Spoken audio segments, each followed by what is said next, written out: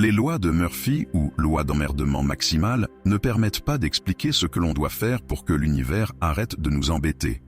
Chaque être humain, sans exception, à un ou plusieurs moments de sa vie, a eu à subir ces lois. D'ailleurs, Descartes disait que c'est en respectant la nature que l'on devient maître et possesseur de la nature. Ici, nous pouvons dire que c'est en ayant la connaissance de ces lois que nous pouvons interagir sur l'impact des événements survenant dans notre futur. C'est une notion fort intéressante qui vient compléter la formule de l'auteur Fillet-Jérémie. Futur regardé égale futur modifié. Selon lui, la réalité du futur sous-jacent n'est ni figée ni unique. Au contraire, elle se présente sous la forme d'une distribution d'événements multiples qui se superposent et qui coexistent au même moment. D'ailleurs, le physicien Hervé Zwirn pense que le cerveau va sélectionner une seule et unique réalité pour en faire son présent. Selon lui, à l'échelle planétaire, c'est la conscience globale qui va collectivement faire ce choix. Mais Jérémie Fillet va plus loin en affirmant que la conscience collective fait bouger en permanence le futur et que l'univers veut toujours se recentrer sur sa ligne de temps la plus probable. Question: quelle peut être la raison de ce recentrage? Alors, il y a deux écoles de pensée qui pourraient expliquer ce recentrage. La première postule l'existence du libre arbitre en expliquant que ce sont les intentions et les perceptions humaines qui font bouger ce futur.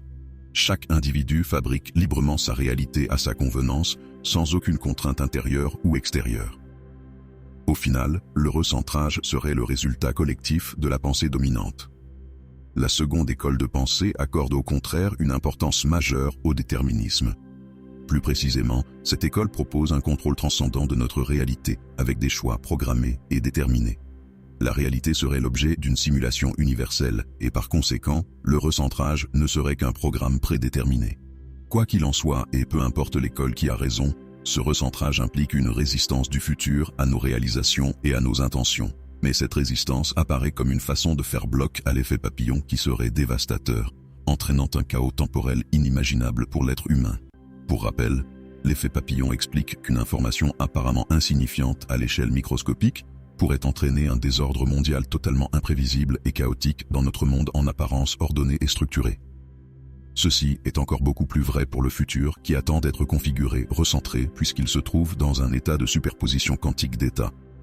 Donc, nous comprenons que cette résistance du futur qui se manifeste par le recentrage de sa ligne temporelle dominante est une façon de se préserver de la théorie du chaos. Nous comprenons aussi que si cette résistance du futur n'existait pas, que certains appellent aussi le frein évolutif, nous serions comme des dieux capables de manifester immédiatement toutes nos pensées et nos désirs.